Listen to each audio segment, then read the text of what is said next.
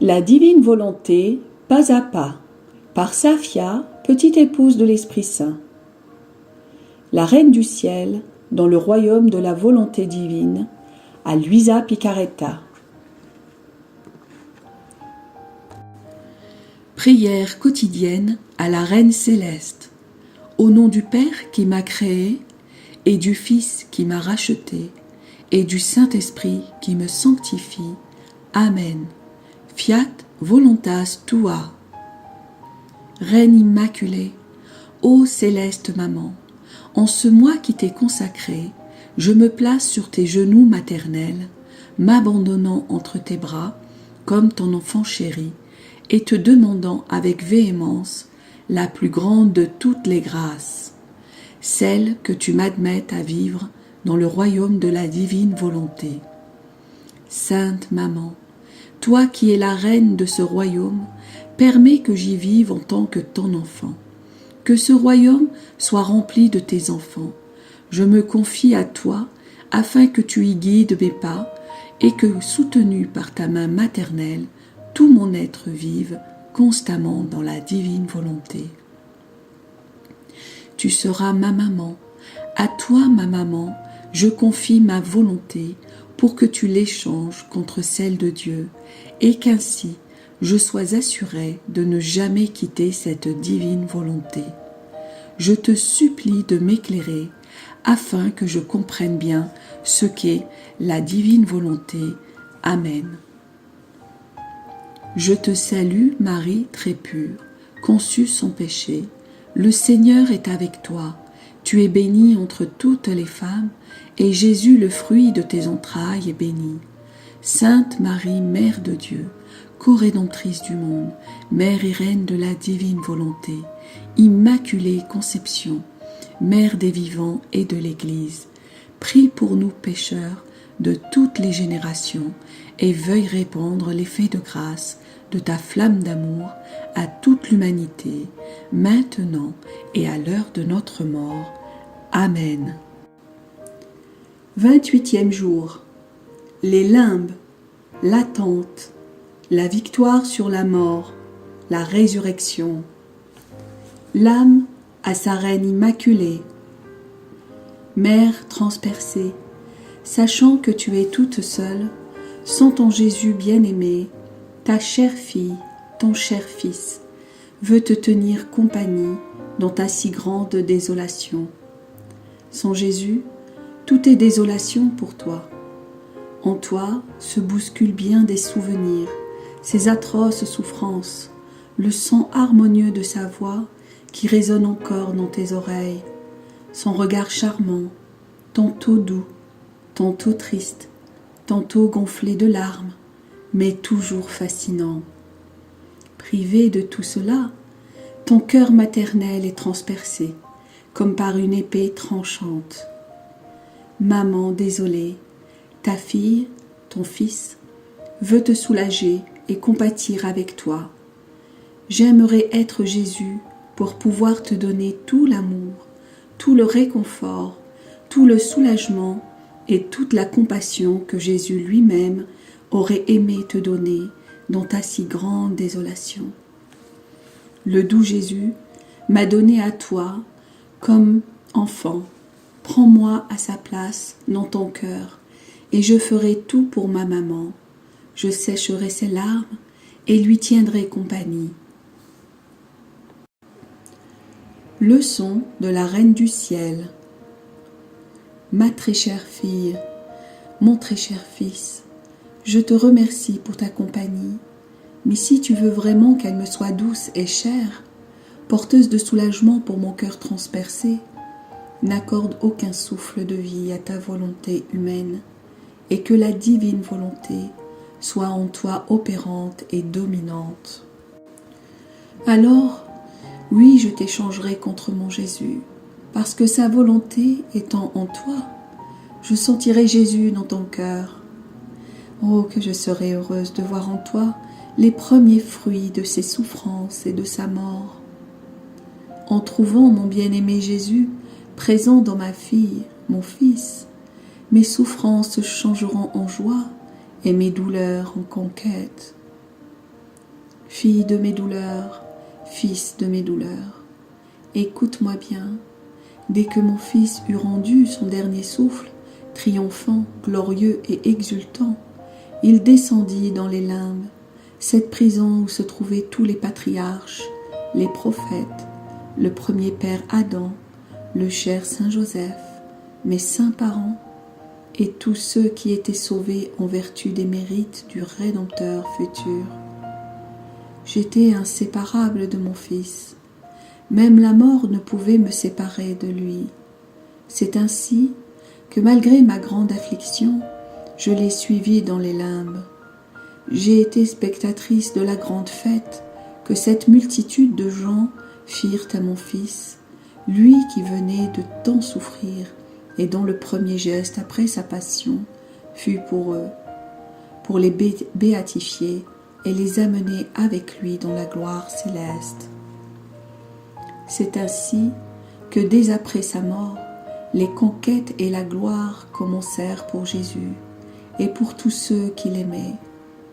Cela, chère fille, cher fils, illustre le fait que lorsque la créature donne la mort à sa volonté en l'unissant à celle de Dieu, les conquêtes commencent dans l'ordre divin, la gloire et la joie commencent, même au milieu des plus grandes souffrances.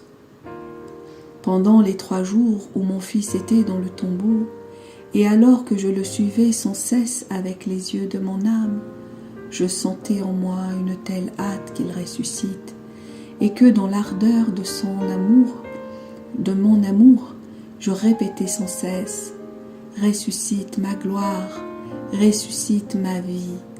Mes désirs étaient si ardents et mes soupirs si enflammés que j'en étais littéralement consumée. Pendant que je vivais ces ardents désirs, je vis mon cher fils accompagné par cette grande multitude de gens quitter les limbes et se rendre au sépulcre. C'était l'aube du 3e jour. Comme toute la nature avait pleuré sur lui, elle était maintenant transportée de joie. Le soleil accéléra sa course pour être présent quand mon fils reviendrait de la mort. Mais quelle merveille! Avant de ressusciter, il montra à cette multitude de gens sa sainte humanité tout ensanglantée, blessée et défigurée, afin qu'ils voient ce à quoi elle avait été réduite par amour pour eux. Tous étaient bouleversés et en admiration devant ces excès d'amour et le grand prodige de la rédemption. Ma fille, mon fils, comme j'aurais désiré ta présence au moment de la résurrection de mon fils. Il était toute majesté. Sa divinité unie à son âme fit jaillir des mers de lumière et de beauté féerique, au point de remplir le ciel et terre. Triomphalement, en faisant usage de sa puissance, il commanda à son humanité morte de recevoir de nouveau son âme et de ressusciter pour une vie immortelle. Quel acte solennel! Mon cher Jésus triompha de la mort en disant: Mort, tu ne seras plus mort, mais vie. Par cet acte triomphal, il confirma qu'il était homme et Dieu. Il confirma sa doctrine, ses miracles, la vie des sacrements et la vie entière de l'Église. Non seulement cela, il triompha sur les volontés humaines affaiblies et presque mortes au bien, pour faire entrer en elle la vie de la divine volonté qui devait apporter aux créatures la plénitude de la sainteté et de tous les biens. En même temps, il sema dans tous les corps le germe de leur résurrection à la gloire éternelle. Ma fille, mon fils, la résurrection de mon fils renferme tout, dit tout, confirme tout. Elle est l'acte le plus solennel qu'il fit par amour pour les créatures. Écoute-moi bien encore, chère fille, cher fils. Je veux te parler comme une maman qui aime beaucoup son enfant, en t'expliquant ce que signifie accomplir la volonté de Dieu et en vivre. Mon fils et moi, nous sommes pour toi des exemples. Nos vies furent remplies de souffrances, de pauvreté et d'humiliation, au point que mon fils bien-aimé mourut de souffrance. Mais dans tout cela coulait la divine volonté. La divine volonté était la vie de nos souffrances. Elle nous rendit vainqueurs et triomphants au point de changer la mort en vie. En voyant ce grand bien, nous nous offrions volontairement à la souffrance. Parce que la divine volonté était en nous, personne ne pouvait nous en imposer.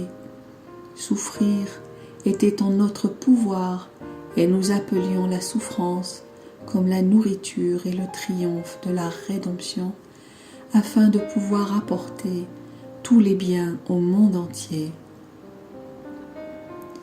Ma chère fille, mon cher fils, si ta vie était souffrance en comme centre la divine volonté, sois certaine que le doux Jésus t'emploiera avec tes souffrances pour donner aide, lumière et grâce à tout l'univers. Prends courage, parce que la volonté divine peut faire des choses grandioses partout où elle règne.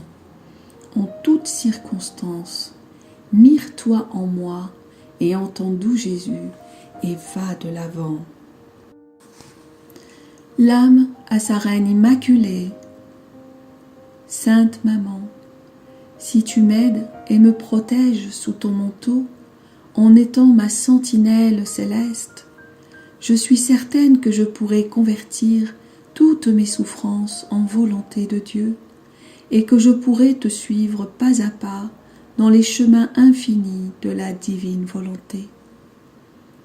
Le charme de ton amour maternel et ta puissance seront alors vainqueurs de ma volonté, laquelle tu échangeras contre la divine volonté.